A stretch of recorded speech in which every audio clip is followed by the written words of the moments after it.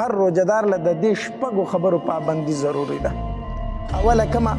اول دا دی چې روزدار له د نظر حفاظت ډیر ضروري دی. د نظر حفاظت. روزدار سړی به د خپل سترګې ټیټې ساتي، پردو ښځو ته به نه ګوري. پردو ښځو ته کتل اسیم ګناه ده، خو په روژه کې بیا داسې کول ډیره ګناه لري. یو ګناه کول دی بار، یو ګناه کول دی په جومات کې. د جومات دا ګناه د بار ګناه نه ډیره بدتره نه ده. یو ګناه کول دی اسې، یو ګناه کول دی په رمضان المبارک په میاشت کې. نو اوله خبره د روزدار دپاره دا ضروري چې د خپلو سترګو حفاظت وکړي، ځکه حدیث مبارک کې راځي وایي دا نظر چې دی دا د شیطان د غشو نه یو غشی دی. شیطان په دې سره ډېر زر ښکار کوي. نو روزدار له پکار دی چې اول د خپلو سترګو حفاظت وکړي، د پردو ښځو نه به دی خپل نظر ښکته ساتي، هر څیز نه به دی خپل نظر ښکته ساتي چې هغې ته کتل حرام وي. تاسو ته وامه په دې روژه کې د موبایل د سکرینونو ته ډېر زیات مه ګورئ. دا موبایل ډېر مه استعمالوئ. یو شی به پکې ته ګوري یا نه ګوري، تا ته به بې اختیاره مخې له راځي. نو د موبایلو دا سکرینونه دا شیشې پاکې کوي. لکې په روژه کې د موبایل استعمال پرېږدوئ، ځکه په دې کې بدنظري ډېره زیاته کېږي. نو اوله خبره چې دا روزدار له هغه د نظر حفاظت دی. دویمه خبره روزدار له چې ډېره ضروري ده هغه د ژبې حفاظت دی. د څه حفاظت دی؟ جبه. په روژه کې به په دې ژبه باندې کنځلې نه کوي، په روژه کې به په دې ژبه باندې غیبت نه کوي، په روژه کې به په دې ژبه باندې بل انسان ته تکلیف نه ورکوي، کنځل به ورته نه کوي، جګړې به نه کوي. بلکې حدیث مبارک کې راځي چې په روژه کې تا سره یو سړی جنګ کوي، ته ورته ووایه انی صائم، روه ما خو روژه نیولې ستا جنګ ته نه یم تیارو، زه خو روژهدار یم، ته ما ته کنځلې کوي، زه تا ته کنځلې ځکه نشم کولی چې ما روژه نیولې ده. ته په ما ګزار کوي، زه په تا ګزار ځکه نشم کولی چې ما د الله د یرې نه روژه نیولې ده. زه په تا څنګه ګزار وکړم؟ انی صائم، زه خو روژهدار یم. د ژبې حفاظت ډېر کوه. او غیبت په روژه کې مه کوه، په غیبت نه ځان وساته. بعضې علماو لیکلي دي وایي په غیبت باندې روژه داسې ماتېږي لکه چې ډوډۍ دې وخوړله، داسې پرې روژه ماتېږي. نو زمون خلک اکثر وایي لکه راځه ګپ شپ لګو دا روژه به هم لنډه شي. نو ګپ شپ زمونږ صحیح، خو د یو تن په سر یې راوالو غیبت دغه شروع کړو. نو د بل مسلمان غیبت کوي دا مونږ روژه لنډو. داسې ده که داسې نه ده؟ الله. د نبي علیه صلات وسلام په زمانه کې یو دوه زنانه وي، هغوی روژه نیولې وه. دا روژه پې دومره سخته شو چې مرګ ته نږدې شو. مرګ ته نبي علیه صلات وسلام له خبر راغی، وایي د الله پاکه پیغمبره یو دوه ښځې دي خو روژې ډېرې سختې خرابې کړي دي، مرګ ته نږدې شوي، نور روژه نشي ټینګولی، څه وکړي؟ نبی علیه السلام یو پیاله راواخیسته، وایي دا دغې ښځو له ولېږئ او دوی ته ووایه چې په دې کې قی وکړئ، الټۍ پکې وکړئ.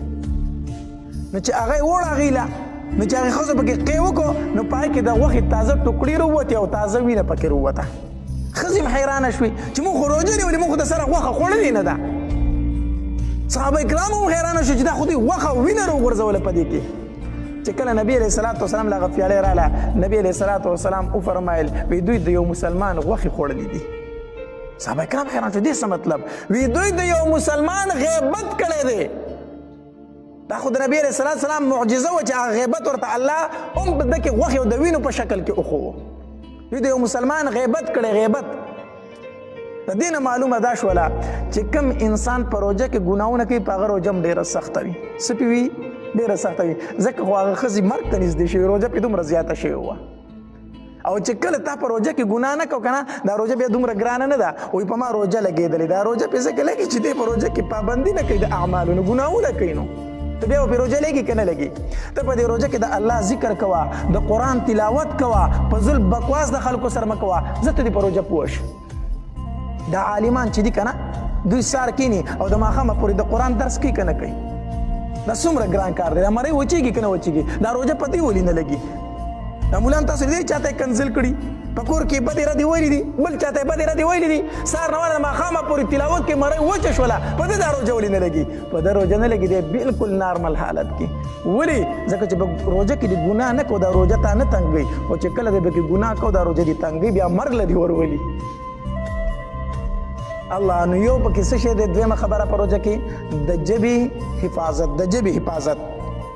او دریمه خبره دا ده چې په روژه کې د غوږونو حفاظت. د څه شي؟ د غوږونو حفاظت.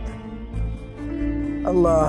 غیبت کول هم ګناه ده، نو غیبت اورېدل هم څه دي ګناه ده چغلي کول هم ګناه ده چغلي اورېدل هم څه ده ګناه ده ګانې ویل هم ګناه ده نو ګانې اورېدل هم څه دي ګناه دي د غوږونو حفاظت پکای څوک چې درته غیبت شروع کړي لکه چپ شه تا روژه نه ده نیولې ولې غیبت کوي ګانې اوري یو سړی هلکه تا روژه نه ده نیولې نو درېیمه خبره چې ده هغه د غوږونو حفاظت دی د غوږونو حفاظت او څلورمه دا ده چې باقي نور اندامونه د نارواونه ساتل لاسونه د بدو نه ساتل خپې د بدو نه ساتل دغه شانتې د اندام هر د بدن چې څومره اندامونه دا ټول د ګناهونو نه څه دي ساتل دي او پنځم چې دی پنځم څیز روژهدار له هغه د روژه ماتې په ټایم کې نارمل خوراک کول داسې نه چې ټوله ورځ د روژه نیولې ده او چې د روژه ماتې په ټایم کې راونښلي دومره ځان موړ کړه او داسې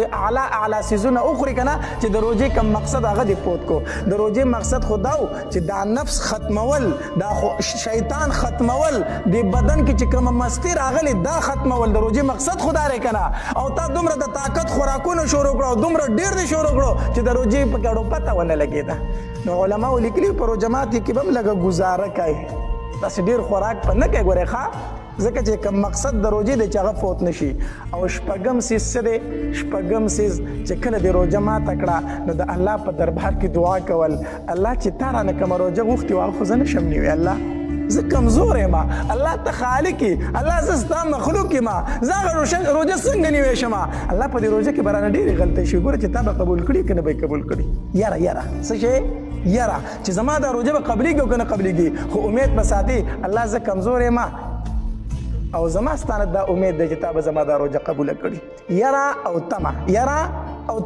یاره به هم کوي چې الله تا څنګه روژه غوښتم هغه شان نه ده نیولې خو تمه به هم ساتي چې الله ته ډېر مهربانه یې او زه ډېر کمزور یم دا روژه به تا قبول کړي صحیح شو نو څو خبرې شي په روژه کې دا شپږ خبرې د دې پابندي ډېره ضروري ده